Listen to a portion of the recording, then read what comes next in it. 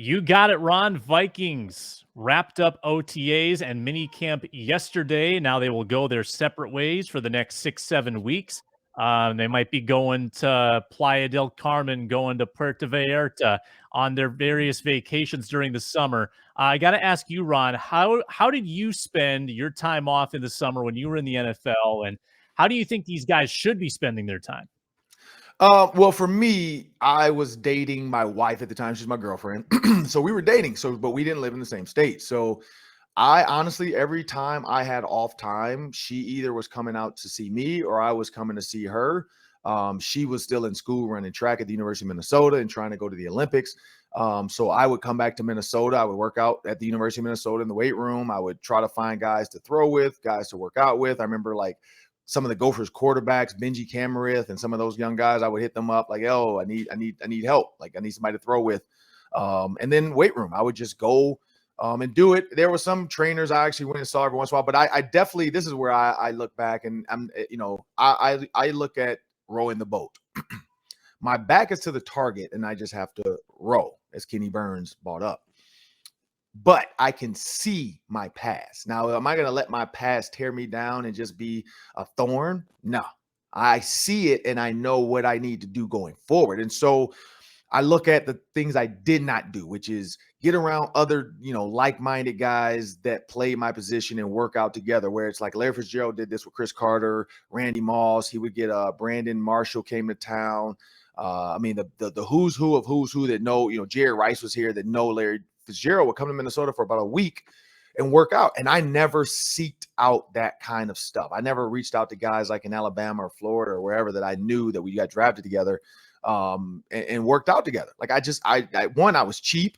So I was like, I'm not paying for a flight and I got to pay for a hotel. And I'm like, where can I go for cheap? Well, I can go to Detroit because I'm from there. I can go stay home. I can go to Minnesota because my girlfriend lives there. So I don't have to pay to live there. I can stay in Baltimore and just work out with guys around there. And that's what I did. Like I never really took advantage of some of the other things guys do now. And maybe we only see it because of social media. I know Chris Carter, he had been doing that with Randy Moss. I just never took advantage of going down to like the Chris Carter workout deal. Now, again, it costs money. It wasn't free.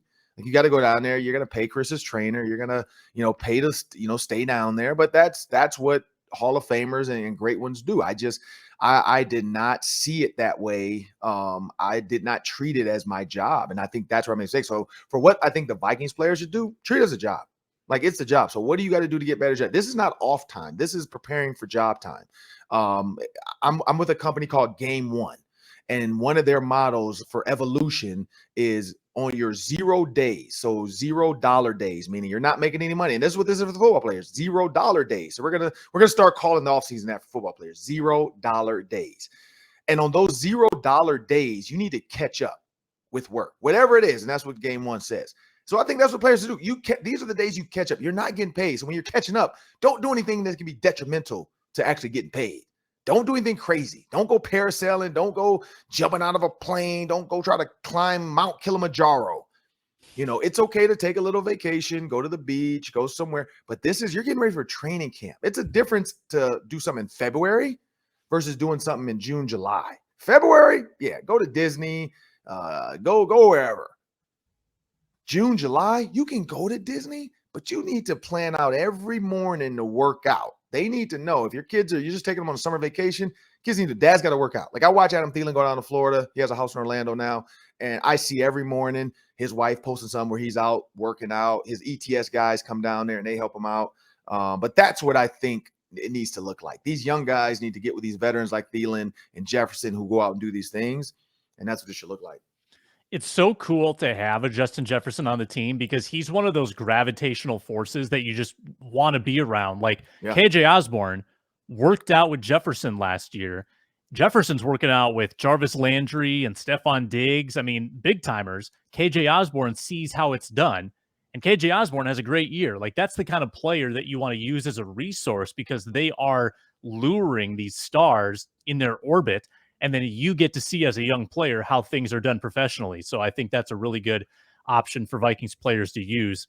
And that's a hats off to the receiver factory, though. The receiver factory puts that together. Former receiver Brandon Williams out of Wisconsin.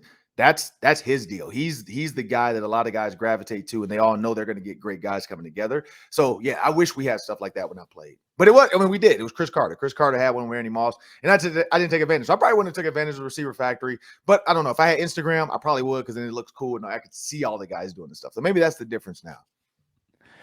There's a couple quarterbacks floating out there. We don't know their future. Jimmy Garoppolo is one in San Francisco, and Baker Mayfield is the other. Baker Mayfield was excused from minicamp in Cleveland as they continue to feud about his status. He's requested a trade. The Browns kind of betrayed him a little bit when they signed Deshaun Watson.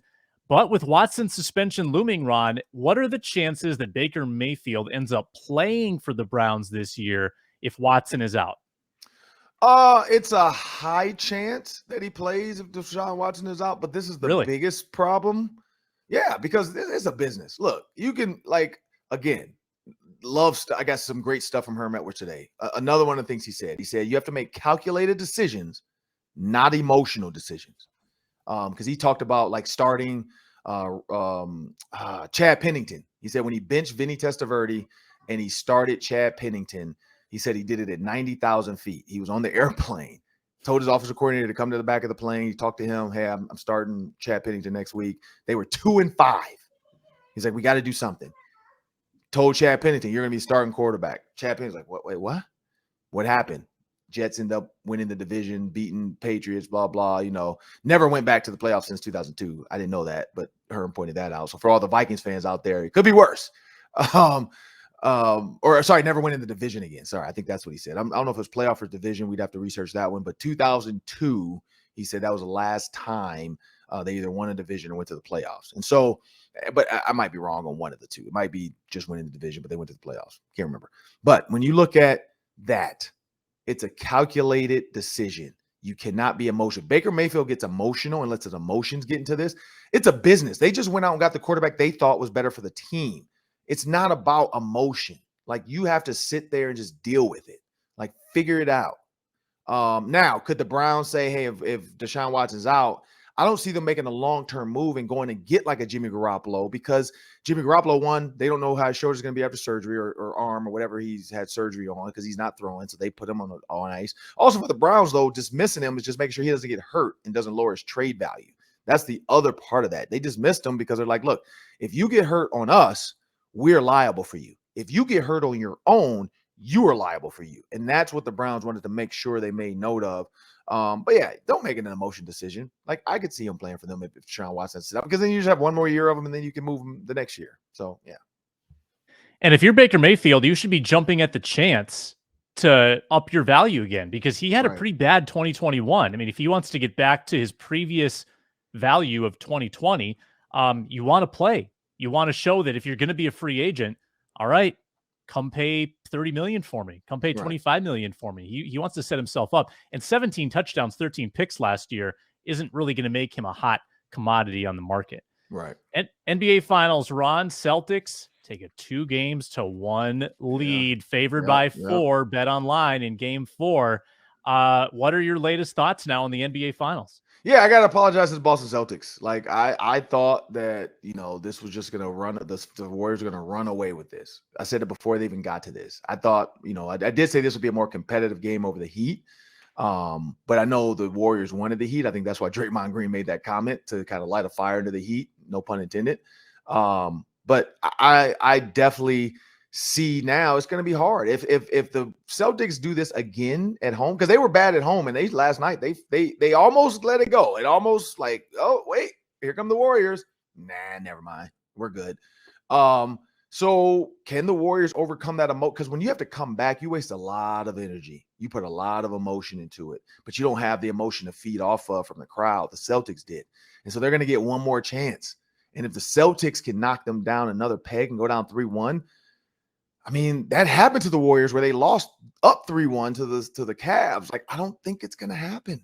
I don't think they're going to upset the Celtics after being down 3-1. I think it goes to the Celtics, and my new MVP is, I don't know. Like, there's so many people in the Celtics that could get it with, Brown playing ridiculous, Tatum finding his way, Al Horford being that glue, and just doing the little things. So yeah, I don't know. I don't see, like, it's hard to, unless Steph can come out and be Superman and put on a cape, I don't know. Like I don't see him winning it. Like that's the scary thing about the NBA and how it plays itself out. Yeah, game 4 might decide the series. And Steph, in the last like minute of that game last night, kind of got rolled up on. He got hurt. He was limping. If he's not 100%, uh-oh for Golden State. That depth of the Celtics is really carrying them right now. So props to them. That's kind of a fun team to root for. Yeah, because when you look at, I mean, Steph Curry, now he's putting up the numbers, 31 points. He's putting up the numbers. But the problem is Jason Tatum's giving you points. Marcus Smart is giving you points over 20.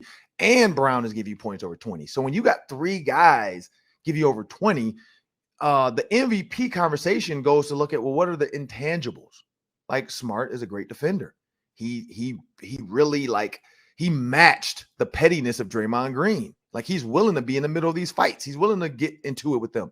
He's willing to do that dirty work to keep Tatum and Brown safe from the demon and beast that is Draymond Green. So, because Smart has had his way back in the day of doing stuff, and now he's kind of calmed it down where he's not getting in as much trouble for the overacting and embellishment and all the crazy stuff he does. But yeah, I mean, that MVP now, it's in the green room. It's on that green side.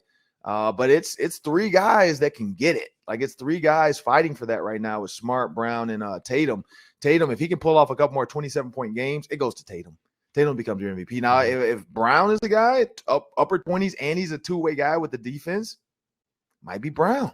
If Smart's giving you 5 to 6 games over 20, he's the true, he's the Andre Iguodala. Like he would rob Jason Tatum the way Iguodala robbed Steph Curry. Because he's going to give you defense, and they're going to say, man, look at what he did. Look at how he slowed down Klay Thompson on this play. Look how he slowed down Steph Curry. Because they're going to look at like Steph Curry on defense. I think they were like 10 for 13 when Steph Curry was the main defender at one point in the game. So that's going to happen. They're going to like, oh man, when Marcus Smart's the main defender, they're 1 for 17. He's the MVP. But that's where it goes for that.